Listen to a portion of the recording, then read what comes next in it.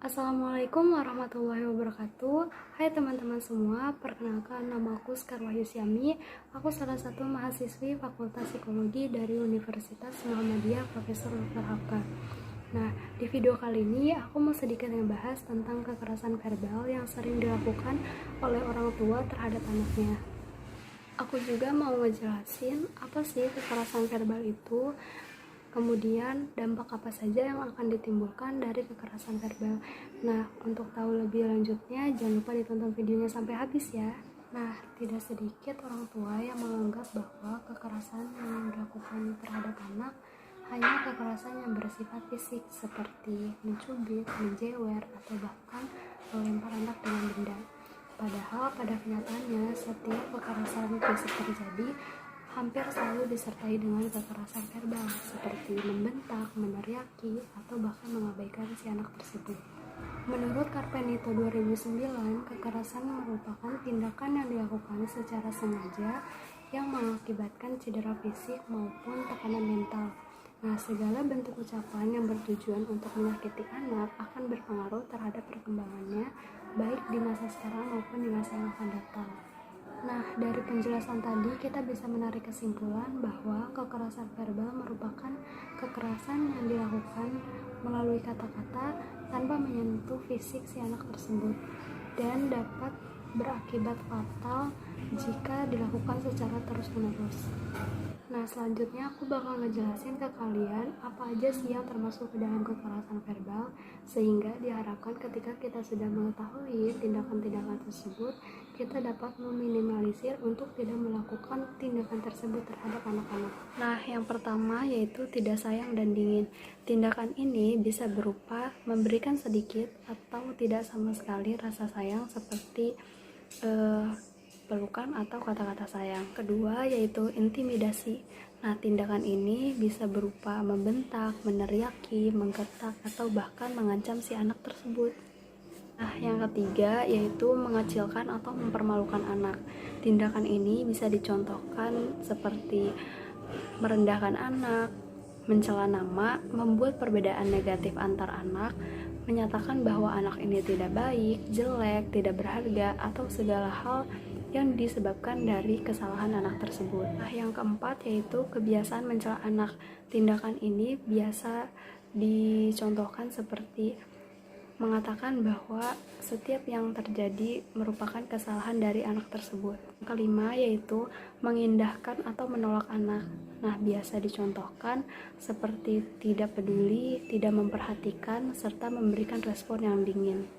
Nah, jadi udah tahu kan tindakan apa aja yang termasuk ke dalam kekerasan verbal, jadi jangan dilakuin ya. Nah, aku juga mau ngasih tahu ke kalian dampak-dampak apa aja sih yang bakal ditimbulkan dari kekerasan verbal ini. Pertama, anak akan menjadi tidak peka terhadap perasaan orang lain. Ketika anak terus-menerus mendapatkan kekerasan verbal, maka anak tersebut akan tumbuh menjadi anak yang tidak peka terhadap perasaan orang lain dan cenderung kata-katanya menjadi kasar. Yang kedua, mengalami gangguan emosi. Nah, ketika anak-anak sering mendapatkan perlakuan negatif dari orang tuanya, itu akan mengakibatkan anak tersebut mengalami gangguan emosi pada perkembangan konsep diri yang positif dalam mengatasi agresif. Nah, anak-anak juga cenderung menjadi lebih agresif dan bermusuhan dengan orang-orang dewasa. Nah, kalau yang ketiga, hubungan sosialnya akan terganggu. Ketika seorang anak mengalami hubungan sosial yang terganggu, maka anak tersebut akan kesulitan dalam bergaul dengan teman-temannya, memiliki teman yang sedikit, dan sering mengganggu orang dewasa. Bahkan mereka bisa melakukan tindakan kriminal. Nah, kalau yang keempat, ini akan membuat lingkaran setan kekerasan verbal dalam keluarga, karena di masa yang akan datang tidak menutup kemungkinan bahwa anak tersebut akan mendidik anaknya lagi dengan satu-satunya cara yang ia ketahui, yaitu dengan kekerasan verbal, karena anak merupakan peniru yang unggul. Nah, jika hal ini dibiarkan, maka kekerasan verbal akan menjadi sesuatu yang biasa dan membudaya di masyarakat. Yang kelima yaitu melakukan bunuh diri. Nah, ketika seorang anak secara terus-menerus mendapat perlakuan yang negatif dari orang tua, mendapatkan perkataan yang tidak baik, anak ini lama-kelamaan mentalnya akan menjadi lemah, merasa bahwa di dunia ini tidak ada yang menyayangi, tidak ada yang peduli, dan tidak ada yang memperhatikannya, dan tidak akan menutup kemungkinan bahwa anak tersebut akan melakukan bunuh diri.